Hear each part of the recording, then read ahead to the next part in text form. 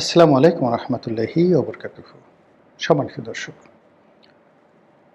আজকে শনিবার ৭ তারিখ, ফেব্রুয়ারি মাসের ৭ তারিখ ২০২৬। মহান আল্লাহ রাব্বুল আলামিন যদি সব কিছু ঠিক রাখেন, তবে আর মাত্র ৪ দিন পরেই নির্বাচন, ১২ তারিখ, ১২ই ফেব্রুয়ারি। এবং এটা যেন তেন নির্বাচন নয়, ১৫ বছরের অবিরত একটি শাসক গোষ্ঠী মারাত্মক একটি গণঅভ্যুত্থানের মাধ্যমে তাদের পরাজয়, পতন এবং পলায়ন। আর দেশের মধ্যে যারা আছেন নেতৃস্থানীয়, প্রায় সবাই আত্মগোপন। অন্যদিকে যারা মূল চালিকার শক্তি হিসেবে নির্বাচনের মাঠে খেলছেন, তাদের প্রধান নেতা প্রায় ১৭ বছর দেশের বাইরে ছিলেন। শীর্ষস্থানীয় যারা নেতৃবৃন্দ, তারা সরকারের দমন পীড়নে রীতিমতো তটস্থ ছিলেন। অনেকে আত্মবিশ্বাস হারিয়ে ফেলেছিলেন।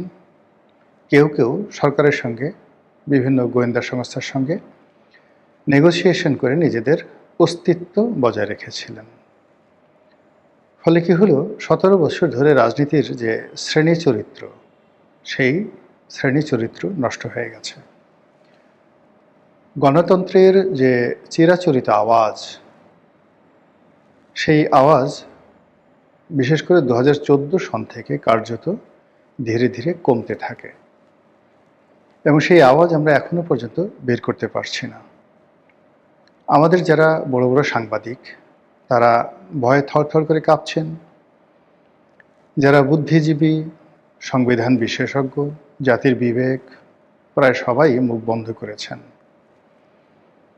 কিছু তরুণ, কিছু তরুণী তারা কথা বলছেন, কিন্তু সে কথা জাতীয় স্বার্থ নয়, বরং অপরকে তুচ্ছ করা, তাচ্ছিল্য করা, অপমান করা, এই অভিব্যক্তিগুলোই তাদের বক্তব্যে ফুটে উঠছে।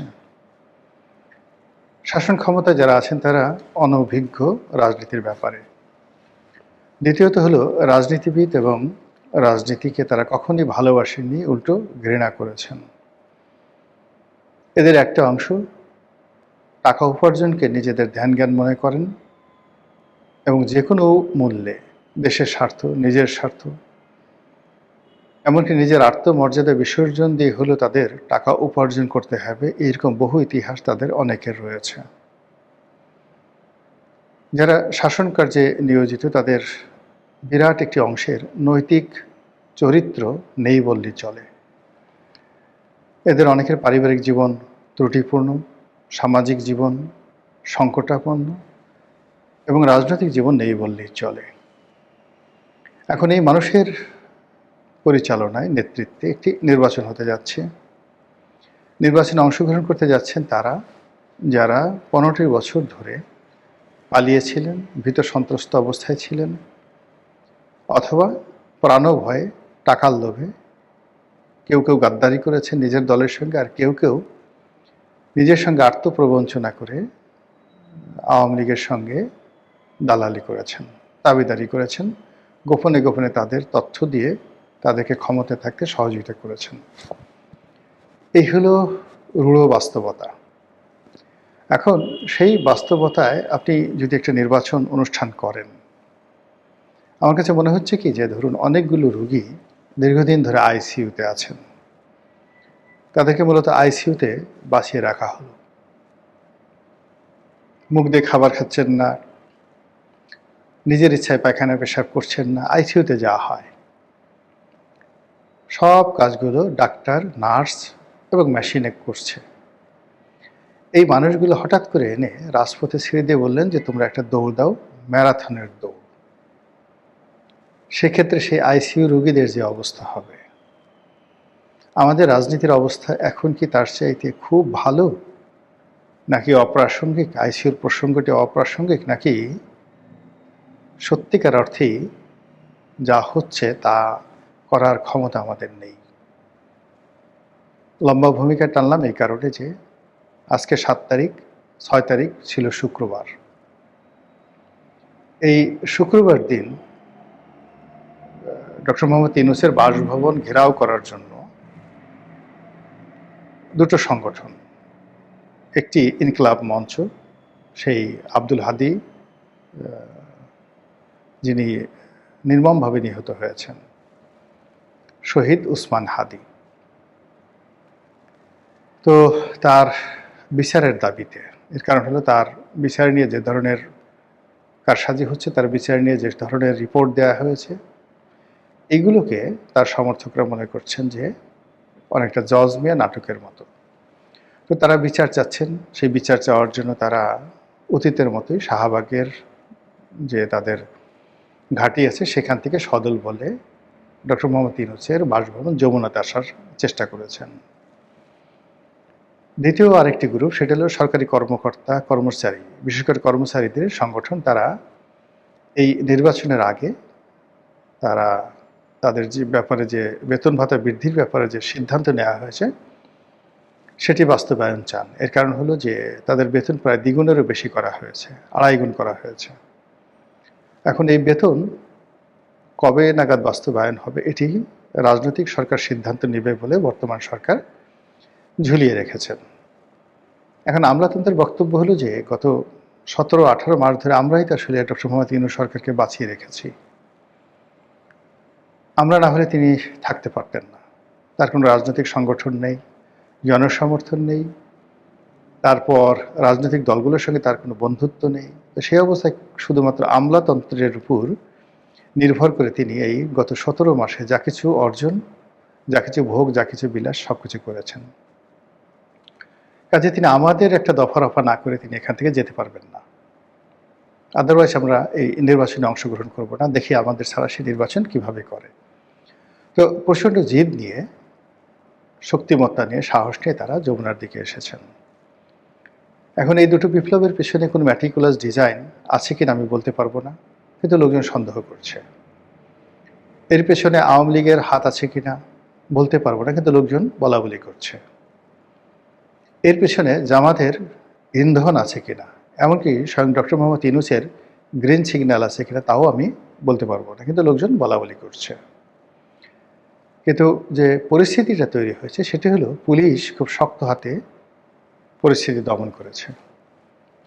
সেই শেখ হাসিনা জমানার মতো বললে ভুল হবে, তার চাইতেও নির্মম এবং নিষ্ঠুরভাবে পুলিশ এখানে তাদের দায়িত্ব পালন করেছেন।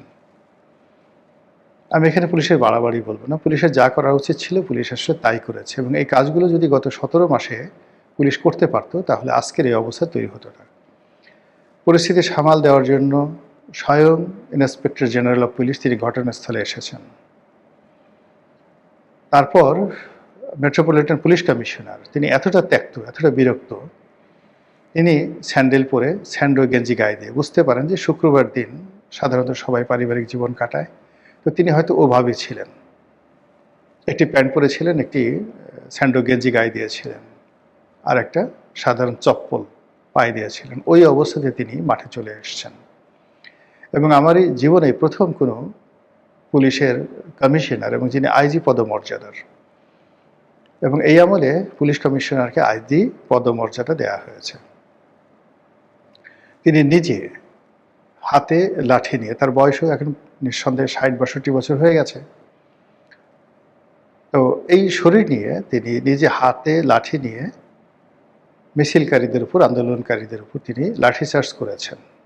যদিও সেই লাঠিচার্জ ছিল মৃদু, রিয়েলি মৃদু, মানে মুরব্বী যেভাবে খুব রাগ হয়ে গিয়ে, বা বুড়ো মুরব্বী যেভাবে রাগ হয়ে গিয়ে তার তেদর যে নাতি পুতি এদের উপর যেভাবে মৃদু আঘাত করে, কমিশনার সাহেবের যে আঘাত ঠিক ওই রকম ছিল। আর তিনি একেবারে নির্দ্বিধায় নিঃসংকোচে সবাইকে বলছিলেন, পিটা পিটা, ধর, মার মার। মানে বিরক্তিটা কোন পর্যায়ে চলে গেছে, ঠিক এই পর্যায়ে তিনি সেই অপারেশন চালিয়ে 10 মিনিট চালিয়েছেন কিনা জানি না, তিনি ক্লান্ত হয়েছেন। ক্লান্ত হওয়ার পর তিনি একটি বেঞ্চিতে বসে পড়েছেন এবং আকাশের দিকে তাকিয়ে একেবারে অসহায় অবস্থায় তিনি শ্বাস প্রশ্বাস নিচ্ছিলেন। আর তার আইজি সাহেব পাশে দাঁড়ানো ছিলেন, তিনি আসলে এতটা ক্লান্ত যে ওই দিকে তাকানোর বা কথা বলার অবস্থা তার ছিল না। তো এই দৃশ্য আমরা কখনোই দেখিনি। আর এই দৃশ্য যখন আমি দেখলাম 6 তারিখে, তাহলে আজকের 7 তারিখে কি ধুমায়িত হচ্ছে। আমি যখন ভিডিওটি করছি তখন পর্যন্ত আমি বলতে পারছি না যে ঢাকাতে আসলে কী হচ্ছে, কিংবা আগামী ৮ তারিখ ৯ তারিখে কী হবে। তো যা কিছু হওয়ার ৮ তারিখ এবং ৯ তারিখের মধ্যেই হবে। ১০ তারিখ এবং ১১ তারিখ এই দুটো দিন মোটামুটি যারা নির্বাচন করবে তাদের করায়ত্ত চলে আসবে। আর ১২ তারিখ ভোটার, ভোট কেন্দ্র সব মিলিয়ে একটা অদ্ভুত সময় পার হবে। তো যেটা বলছিলাম যে আজকের এই দিনটি পর্যন্ত, অর্থাৎ আজকে ভিডিওটি করছি ৭ তারিখ পর্যন্ত একটি সুষ্ঠু নির্বাচন, সুন্দর নির্বাচনের ব্যাপারে যে আশাবাদ থাকা দরকার, যে পরিবেশ থাকা দরকার, পরিস্থিতি থাকা দরকার, যে বাতাস থাকা দরকার, তার একটিও নেই। বরং নজিরবিহীনভাবে, মানে ইতিপূর্বে যা কখনো হয়নি, আজকের এই দিনটিতে সবাই বলছেন নির্বাচন হবে তো, নির্বাচন শেষ পর্যন্ত হবে তো, কি হবে, নির্বাচন না হলে কি হবে, মানে নির্বাচন হবে এবং নির্বাচন হওয়ার পরে কে জিতবে, কিভাবে দেশ চলবে, এই আলোচনার চাইতে নির্বাচন হবে তো, নির্বাচন হলে কারা জয়ী হবে, এইটার পরিবর্তে নির্বাচন না হলে কি কি ক্ষতি হবে, বিকল্প কি কি হতে পারে, কারা কারা গণ্ডগোল করবে, এই সকল বিষয় নিয়ে আলোচনা হচ্ছে। রাস্তাঘাট বলতে গেলে ফাঁকা। আমি যে এলাকাতে থাকি, আপনারা এই যে আমাদের বাড়ি, এই বাড়ির পেছনের দৃশ্য দেখতে পাচ্ছেন, এটি একটি এভিনিউ রোড। এই রাস্তায় প্রচণ্ড ভিড় থাকে সবসময়, এবং আজকের দিন দেখেন সেই এভিনিউ রোডে এখন যে বিকেল বাজে ৩টে, এই সময়তে ভিড়ভাট্টার অবস্থাটা দেখেন।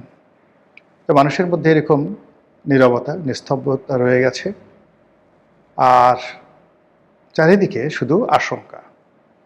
এই অবস্থাতে আমরা বলতে পারি যে তীরে এসে নৌকাডুবির মতো ঘটনা ঘটে কিনা হল্প করে বলা কিন্তু যাচ্ছে না। বাঙালির এই স্বভাবটা খুব বেশি। তারা সবসময় বাড়াভাতি ছাই দেয়, তীরে এসে নৌকা ডুবে, এবং একেবারে শুভ মুহূর্তে যখন সব কিছু ফাইনাল, সেই মুহূর্তে অনার সৃষ্টি ঘটে এবং শেষ মুহূর্তে গণেশ উল্টে যায়। নির্বাচনের যে ৩-৪ দিন সময় আছে, এই ৩-৪ দিন সময়ের মধ্যে এই বাঙালির স্বভাবের কারণে যে কি ঘটে, আল্লাহর পক্ষ থেকে যে কি ঘটে, প্রকৃতির পক্ষ থেকে যে কি ঘটে, আমাদের তকদির যে কি ঘটায়, আর আমরা নিজেরা যার যার অবস্থানে থেকে কি ঘটাই, এটা বলা যাচ্ছে না। তবে যাই ঘটবে, সিক্স সেন্স বলছে আমাদের সকলের জন্যই কল্যাণকর হবে না। এখন যেমন একটা অবস্থাতে চলে গেছি, ডাইনে গেলেও বিপদ, বায়ে গেলেও বিপদ, সামনে গেলে বিপদ, পেছনে গেলেও বিপদ, হলেও বিপদ, না হলেও বিপদ, খেলেও বিপদ, না খেলেও বিপদ, কথা বললেও বিপদ, না বললেও বিপদ। কারণ হলো আমাদের পাপার্য পাপ কাজ করতে করতে আমরা আশ্চর্য হয়ে গেছি, বা পাপের আচার্য হয়ে গেছি, পাপাচার্য। যেমন রাজর্ষি, তারপরে মানে মহর্ষি, এর সঙ্গে সঙ্গে পাপ কার্য করতে করতে এরকম আমরা নিজেদেরকে আশ্চর্য মানুষে রূপান্তরিত করে ফেলেছি। তো এই সকল পাপী তাপীদের যে তাণ্ডব, এই তাণ্ডবের শেষ সময় যে কি হয় আল্লাহ রাব্বুল আলামিন জানেন। শুধু আল্লাহর কাছে প্রার্থনা করছি, আল্লাহ আমাদেরকে রক্ষা করো, দয়া করো, করুণা করো। আসসালামু আলাইকুম রহমতুল্লাহি ওয়া বারাকাতুহু।